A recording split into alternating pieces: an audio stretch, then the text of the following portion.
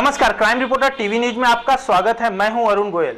वसई विरार मनपा अंतर्गत अवैध बांधकामों का तादा लगा हुआ है। ऐसे में शिवसेना गट नेता धनंजय गावड़े ने मनपा अधिकारी और सत्ता पक्ष पर सीधे निशाना साधा है। उनका कहना है अब तक 80% आरक्षित जगहों पर अवैध बांधकाम हो चुके हैं। अब देखना ये होगा अब जो नए आयुक्त आए हैं वो इन अवैध बांधकामों पर क्या कार्रवाई करते हैं। चुनाव के बाद जिस प्रकार प्रभागों की उथल पुथल हुई है, उसी प्रकार महानगर पालिका के अधिकारियों के भी उथल पुथल हो गई है। परंतु इन सब से वसई विरार महानगर पालिका क्षेत्र में हो रहे अवैध निर्माण की बढ़ोतरी में कोई भी कमी नजर नहीं आई है। इस बारे में जब हमने शिवसेना के गट नेता धनंजय गावड़े से बात की तो उन्होंने मनपा अधिकारियों और सत्ता पक्ष पर निशाना साधा। गावड़े सर, आपसे हम ये जानना चाहेंगे कि आज नगर पालिका के अंतर्गत में भ्रष्टाचार का एक ग्राफ दिन पर दिन बढ़ता जा रहा है, क्या कुछ कहेंगे इस विषय पर आप? जी, नगर पालिका में एक तो पूरी तरह से महानगर पालिका जो है पूरी तरह से अव्यवस्था से घिरी हुई है। दूसरा कारण ये है कि यहाँ पे जो पोस्ट पे जहाँ 5 और 6 डीएमसी होने चाहिए थे, वहाँ उस जगह पे सिर्फ 2 डीएमसी लाए गए अभी तक। और असिस्टेंट म्यूनिसिपल कमिश्नर जो थे वो कम से कम हमें आज 9 या 10 11 एएमसी की ज़रूरत है। हमारे यहाँ सिर्फ एक भी एएमसी नहीं है।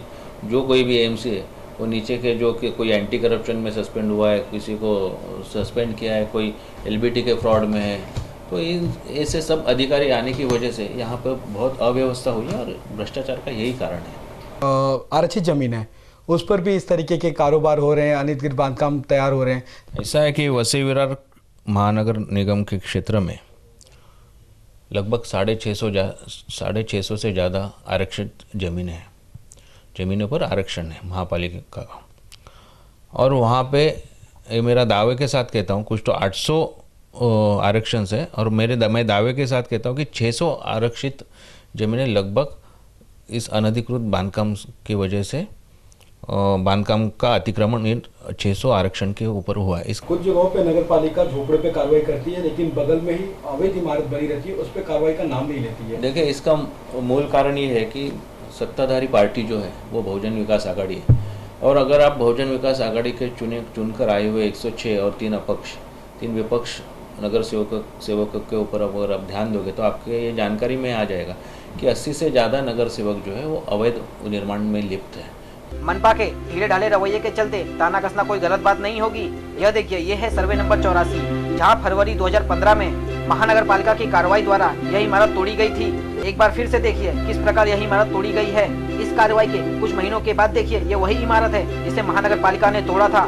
साथ ही इसी के बगल की इमारत को स्टे का नाम देकर बचा लिया गया था और स्टे का नाम लेकर ही पूरी इमारत खड़ी कर दी गई है।